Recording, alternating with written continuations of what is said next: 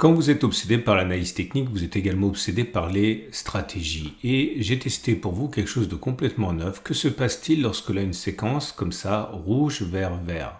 Est-ce qu'on peut espérer gagner de l'argent avec quelque chose d'aussi simple que ça? Comme on a pu le voir apparaître ici, il y a une hausse, ici, et il y a une hausse aussi. Et regardez, c'est ce qu'on vient d'avoir, rouge, vert, vert. Cela veut-il dire qu'on va continuer de monter? On va voir si on peut gagner de l'argent avec cette stratégie. Salut, c'est Trado, je suis content de vous retrouver pour la mise à jour de l'analyse technique du CAC 40 et comme vous pouvez le voir, l'indécision prédomine autour de cette zone de résistance qui a pourtant été cassée, les 74,30, 73,86. Mais depuis, on a du mal à prendre de l'altitude. Bien au contraire, on stagne, voire on baisse aujourd'hui avec une baisse symbolique de 0,2%. Mais on ne peut pas dire quand même que ce soit l'euphorie suite à cette petite victoire. En tout cas, elle est bien là, cette cassure de résistance. Donc, je vais l'enlever tout en gardant à l'esprit, comme cette oblique là, que j'ai envie de dire, rien n'est fait tant le mouvement est mou du genou. Et le chandelier japonais du jour est là pour en attester avec une séance rouge qui signifie qu'on a clôturé plus bas que l'on a ouvert et que donc la pression est du côté des baissiers, en faveur des baissiers. Les bougies Aiki-Nashi ne le montrent pas pour l'instant, on a toujours une bougie verte sans mèche basse, donc ça reste haussier pour l'instant, mais on l'aura compris, c'est assez modeste. On remarquera également au niveau des éléments techniques. Non, je vais parler tout de suite des Fibonacci parce que si on commence une consolidation, il faut savoir que les traders aiment bien rentrer sur des retracements pour parier sur un retour de la tendance précédente, à savoir la hausse. Donc surveiller de près les 73,56 ici et également les 62,98 qui sont des niveaux assez classiques de rebond technique par la suite. Ensuite, les éléments techniques, la moyenne mobile à cette période est ascendante, on est au-dessus, donc la tendance immédiate est haussière, de même que la tendance générale qui est haussière et la tendance de fond qui est également haussière, sans parler de la tendance de long terme résolument haussière. Nous avons également, en termes d'indicateurs techniques lourds, je vous rappelle que le super trend a basculé, non, je dis des bêtises, il était haussier déjà auparavant, je parle du PRT Bands qui est clairement haussier maintenant. Et ce qui nous amène donc, je ne viens pas sur les indicateurs techniques classiques parce que je vous ai dit qu'ils étaient tout juste en train de se remettre de leur long trading range, période pendant laquelle les indicateurs techniques perdent la tête. Non, aujourd'hui j'aimerais faire vraiment du price action comme on dit et je vais vous montrer les données hebdomadaires parce que ça pourrait vous intéresser suite à la correction à laquelle on assiste maintenant. Est-ce que la correction va nous amener à faire des plus hauts par la suite ou est-ce que c'est plutôt pernicieux, dangereux pour la suite? Alors je vous propose un tout petit backtest comme ça, l'air de rien, parfois c'est dans la simplicité qu'on peut trouver des choses prometteuses. Et regardez cette configuration là, j'aimerais qu'on la teste, corps rouge, corps vert, ok, configuration à 3 bougies, ça n'a pas de nom, je pense que c'est, peut-être qu'il y en a un mais je le connais pas, mais je veux qu'à l'issue de la configuration on clôture plus haut, ok, que le corps de la bougie rouge. Ok, donc c'est bien le cas ici, corps rouge, corps vert, mais on a clôturé plus haut que le corps de la bougie rouge. Et on va voir si on peut gagner de l'argent avec ça. Alors regardez ici un exemple, je reviendrai sur ces exemples plus tard parce que c'est un peu plus compliqué. Je vous montre ici, ça c'est très facile. Corps rouge, corps vert, et on a clôturé plus haut que la rouge, ok, donc il y a 2 pouces verts pour dire que 1, on est allé plus haut, et 2, on a fait au moins la distance au stop de protection qui serait mis en dessous du plus bas des 2 bougies vertes. Clairement, vous voyez, le plus bas, il est là, 4,55. Est-ce qu'on a fait au moins 4,55 vers le haut? Oui, on a fait même beaucoup plus, 9,77. Donc, oui, on est allé plus haut, et oui, on a clôturé au moins à une distance au stop de protection. Okay, et là, vous avez un seul pouce vert parce que sur cette séquence corps rouge, corps vert, on a bien clôturé plus haut que la bougie rouge. On a bien clôturé plus haut par la suite, mais par contre, on n'a pas fait une fois la distance au plus bas des bougies vertes qui était à 5,67. On a fait 3,24, mais pas 5,67. Donc, objectif non touché. Donc, bougie rouge. Je vous remontre les premiers là. Là, il y a un seul pouce vert parce que certes on a clôturé au-dessus mais on n'a ni invalidé le stop de protection qui est mis à moins 7,19 ni atteint l'objectif, mais je raconte des bêtises en fait, On l'a touché ici, c'est 19, ouais, on l'a touché. Je ne sais pas pourquoi j'ai mis qu'un seul. Par contre, ici, c'est pas le cas, puisque comme vous pouvez le constater, on a bien clôturé plus haut, mais on n'a pas encore fait la distance au plus bas des deux bougies vertes, 7,19, mais on n'a pas non plus invalidé le signal. Donc il y a un seul pouce vert et puis dans l'attente. Et là, vous avez carrément 2 points rouges, parce que non seulement on est tombé comme une masse, mais on n'a même pas fait de plus haut avant de clôturer en dessous des deux bougies vertes. Donc on aurait été stoppé par le stop de protection ici, donc 2 corps rouges. Ok.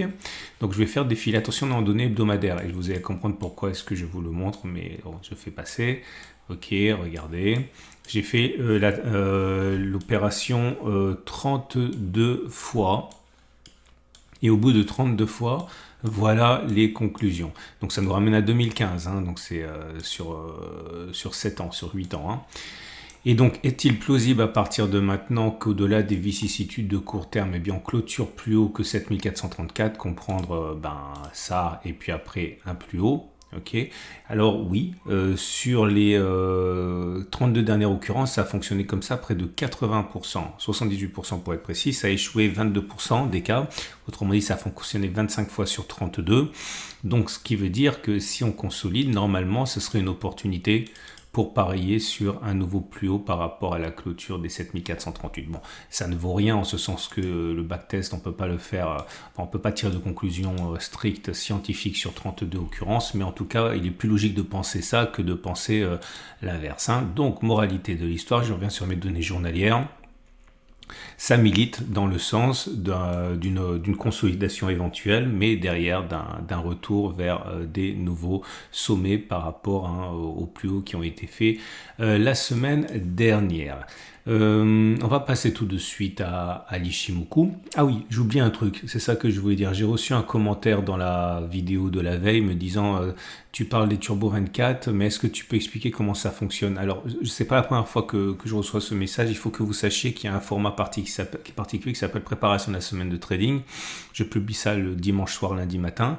Et justement, dans ce format-là, je vous montre parfaitement l'utilisation, enfin parfaitement en détail, l'utilisation des Turbo 24. Donc, si vous ne savez pas comment ça fonctionne, les Turbo 24, regardez la vidéo qui s'appelle Préparation de la semaine de trading qui est mise à jour toutes les semaines le dimanche, et j'en profite pour vous signaler que si vous êtes intéressé par ça et que vous vous rendez sur ma chaîne YouTube, ça se passe ici. Dans l'onglet communauté, ici, vous allez pouvoir exploiter les différentes vidéos que je mets. D'ailleurs, n'oubliez pas, hein, il y a quasiment tous les soirs, à part le mercredi en semaine, des alertes, hein, notamment une zone d'accumulation rationnelle pour un ETF Japon, si vous voulez investir avec une action sur l'économie japonaise. Également, les phases Weinstein sur Valourec qui m'a été demandé. L'alerte dont je parle, c'était hier sur le CAC 40, vous voyez, juste avant la baisse à laquelle on a assisté aujourd'hui. Bref, là également il y a 5 jours Amundi PEA économie émergente, donc n'hésitez pas à aller sur ma chaîne YouTube, onglet communauté, et vous aurez toutes ces alertes. Hein. Bref, voilà comment vous pouvez utiliser les Turbo 24 et apprendre à le faire. Ce qui nous amène donc à l'Ishimoku. Vous avez accueilli favorablement l'histoire du twist, donc j'en reparle.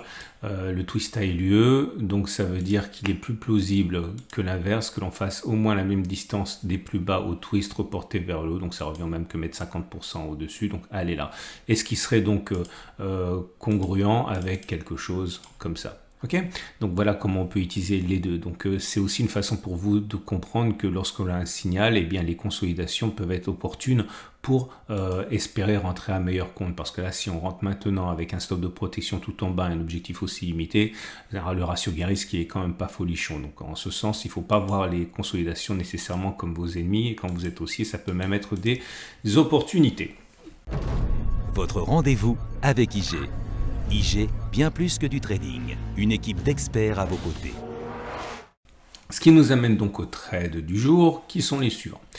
Si vous êtes haussier, je pense que vous avez une opportunité là en laissant faire la consolidation. Pourquoi pas ne pas envisager que l'on retrace un petit peu. Je dis n'importe quoi, c'est simplement pour cadrer le travail. Hein. Si on redescend et que vous trouvez un moyen d'acheter sur ces niveaux de retracement de Fibonacci, si vous achetez à ce moment-là et que vous visez l'objectif qu'on a assigné, à savoir ici, c'était par là, ça donnera un stop de protection en dessous des plus bas, un ratio gain-risque supérieur à 1, ça peut être pas mal du tout, ok. Et si vous êtes baissier, bah, c'est l'inverse, hein, vous êtes dans une situation plutôt intéressante pour initier une position vendeuse, avec pour objectif, pourquoi pas, de revenir sur le support, stop de protection au-dessus de toutes les résistances, ici, vous avez un ratio gain-risque supérieur à 1 aussi, ça peut être jouable. Quant à moi, comme vous le savez, je suis rentré à 7346 pour un demi-risque. J'avais dit que je renforcerais éventuellement cette zone jaune pour compléter mon risque à 0,5% de mon capital. On n'y est pas. On se rapproche de mon point d'entrée qui est toujours perdant, hein, mais j'attends toujours ça éventuellement. Enfin, je me raviserai peut-être si la configuration est différente, mais j'attends toujours ça pour éventuellement rentrer et renforcer ma position à un risque entier. Voilà, on a fait le tour. Je vous rappelle plusieurs choses. Un, si vous voulez découvrir le Turbo 24, n'oubliez pas de regarder le format préparation de la semaine de trading. Et n'oubliez pas également, si vous aimez ce format et que vous le découvrez, que vous pouvez vous abonner à ma chaîne YouTube. Et je vous souhaite une excellente journée. Je vous dis à demain pour la mise à jour.